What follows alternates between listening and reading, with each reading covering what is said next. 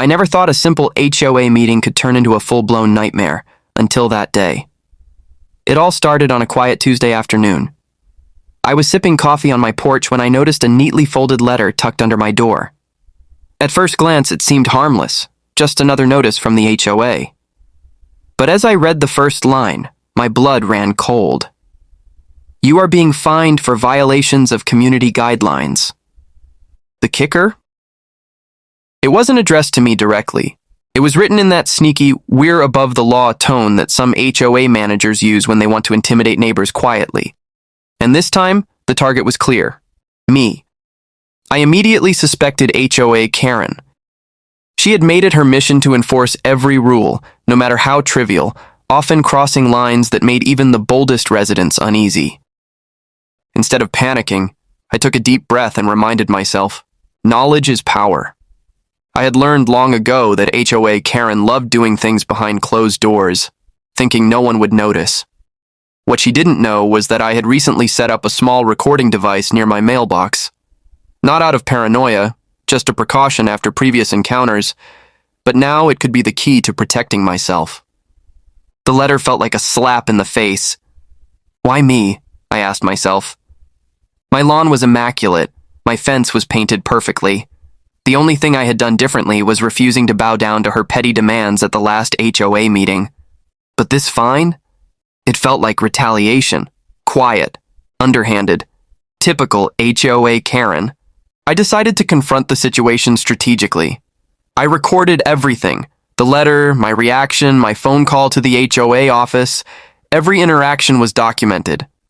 I knew that if she tried to pull any tricks, I would have evidence. And believe me, HOA Karen thrived on control. She had no idea that her every whisper, every scheming attempt, was now being captured in real time. By the end of that day, I had a plan. I wasn't just going to sit back and let her ruin my peace. No, I was going to use her own tactics against her, quietly but effectively. The tension was building, and I could already sense the storm coming. This wasn't just about a fine anymore. It was about showing HOA Karen that her little games had consequences. And little did she know, I was ready for her. The next morning, I walked into the HOA office with a calm I didn't feel. My heart was racing, but my face stayed neutral. I was armed with my recordings, every letter, every subtle threat captured perfectly. HOA Karen, of course, didn't expect me to show up prepared. She sat behind her desk, her signature smug smile plastered across her face, the kind that usually made residents crumble under her authority. Good morning, I said, keeping my voice steady. I received a notice about a fine. I wanted to clarify the situation. She raised an eyebrow, clearly amused. Oh yes, it's a minor violation, she said, tapping a stack of papers. Just standard procedure. But I wasn't buying it.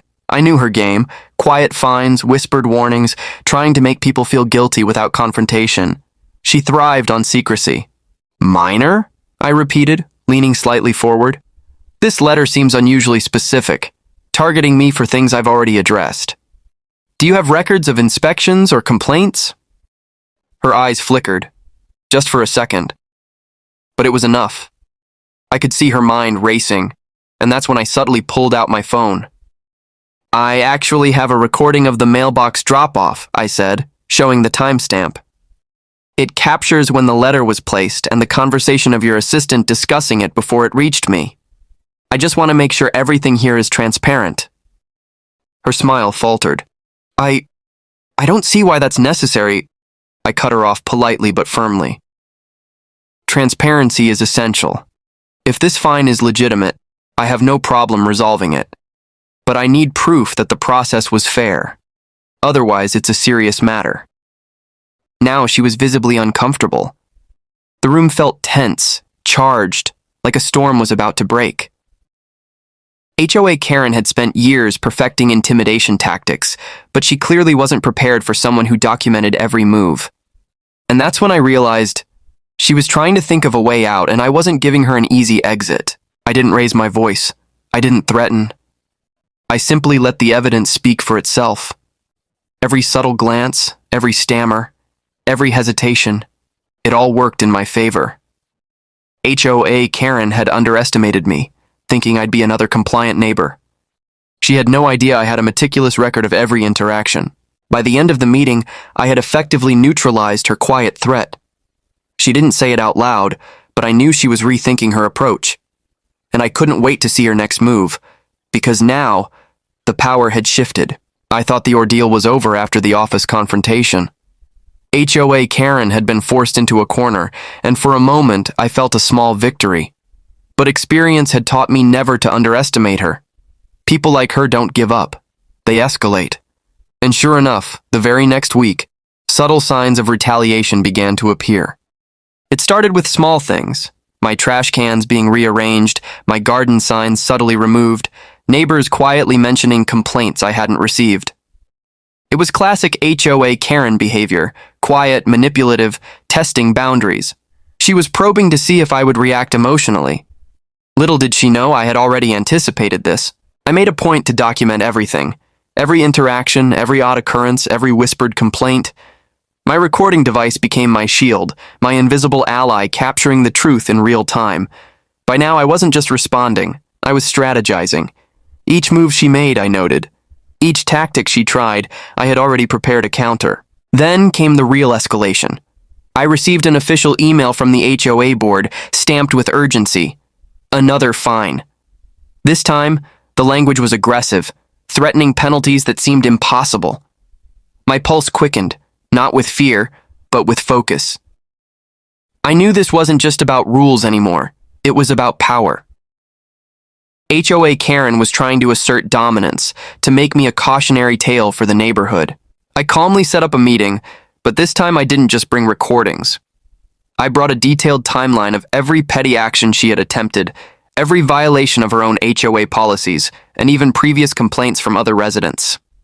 I was ready to turn her own weapon, secrecy and intimidation, against her. When the meeting began, her confident demeanor wavered almost immediately. I started presenting evidence, step by step, without raising my voice, letting the facts speak louder than any confrontation ever could. I could see her mind working frantically, trying to find a loophole or a distraction, but there was none. Everything was documented, everything was undeniable. By the end of the session, HOA Karen's face revealed a mix of disbelief and frustration. She had underestimated one crucial factor. I was prepared, patient, and unwavering. Every attempt she made to quietly intimidate me had backfired. And deep down, I knew this wasn't just a personal victory. It was a signal to the entire HOA that tactics of fear and manipulation would no longer go unchecked. As I walked out of that meeting, I realized the game had changed. HOA Karen could try all she wanted, but I had the upper hand now. And the next time she tried to act quietly, she would regret it. By the following week, HOA Karen seemed different, calculated, tense, and almost desperate. I knew she was plotting another quiet move, hoping this time to catch me off guard. But I wasn't just reacting anymore. I was in control. I had transformed from the target into the strategist, and every encounter with her now became a stage for exposing her own schemes. It all started with the HOA's weekly meeting. Normally, these meetings were routine, a mix of small updates and perfunctory rules enforcement. But I had a plan. I arrived early, laptop in hand, with recordings, emails, and photos arranged meticulously. The room smelled faintly of stale coffee, and I could see Karen whispering to her allies, casting those classic glances meant to intimidate. I ignored her, letting the silence build tension. When the meeting began, she tried her usual passive-aggressive tactics, smiles, subtle snubs, and soft-spoken reminders of violations. I let her speak for a few minutes, nodding politely, before calmly raising my hand. "Before we continue," I said, my voice steady and clear, "I have some information that might clarify recent fines and complaints." Her smirk faltered. I clicked a few buttons on my laptop, projecting emails and recordings onto the screen. Every minor harassment, every underhanded attempt to fine me quietly, was laid bare. The room fell silent. HOA Karen's whispers turned into stammered denials, her eyes darting nervously between the evidence and the board members. I didn't attack her personally. I let the facts do the work. Step by step, I outlined each action she had taken, juxtaposed with HOA policy she had violated. I highlighted inconsistencies, backdated complaints, and even subtle threats that she thought no one would notice. The board, many of whom had long been frustrated with her behavior, leaned in. The energy in the room shifted. The power balance had flipped completely. By the time I finished, HOA Karen looked defeated. She tried to regain composure, but it was too late. Her carefully crafted intimidation tactics had crumbled under the weight of transparency and documentation. I had turned her own strategy against her, quietly but decisively. The room erupted in murmurs, board members discussing the fines, the misconduct, and the next steps. I quietly collected my laptop, smiled politely, and left. Outside, the crisp air felt refreshing. I realized that I hadn't just defended myself. I had sent a clear message. No more secret fines, no more quiet harassment. HOA Karen would think twice before trying anything like this again. And for the first time, I felt the true satisfaction of standing up, armed with nothing but evidence and resolve. After exposing HOA Karen during the meeting, I expected some tension, perhaps quiet grumbling. But I didn't anticipate how quickly her web of influence would unravel. Within days, the board conducted a full review of her actions. Every petty fine, every sneaky attempt at intimidation, every whispered complaint was scrutinized. What I had captured on my recordings wasn't just helpful, it was irrefutable. Karen, once the self-appointed ruler of the community, suddenly found herself under scrutiny. Her allies, previously silent, began questioning her decisions. Neighbors who had endured similar tactics now spoke up, emboldened by my courage to document everything. The narrative had shifted completely. The predator had become the prey. I received an official notice inviting me to a special board session. I knew this was it, the culmination of everything I had worked for. Walking into that room, I felt no fear, only quiet satisfaction. Karen was already there, seated stiffly, her usual smugness replaced by tension she couldn't hide. The board began presenting their findings, and as each violation, each unethical maneuver was laid bare, her composure faltered further. It was surreal watching someone who had tried to control and intimidate the neighborhood crumble under transparency and accountability. The fines she had imposed, the warnings she had sent secretly, and her attempts to manipulate the board all were nullified. But the consequences didn't stop there. The board voted to strip her of her HOA privileges, suspend her from decision-making roles, and mandate oversight on all her communications for the next year. Essentially, HOA Karen had lost the very power she had wielded for so long. Walking out of that session, I felt a sense of justice that was hard to describe. It wasn't revenge in the petty sense. It was accountability. HOA Karen had tried to find me quietly, thinking I would comply without question. Instead, I had used her own tactics against her, methodically, strategically, and without malice. What she thought would be a minor annoyance became her ultimate undoing. Neighbors congratulated me, not just for standing up to her, but for showing that intimidation has limits.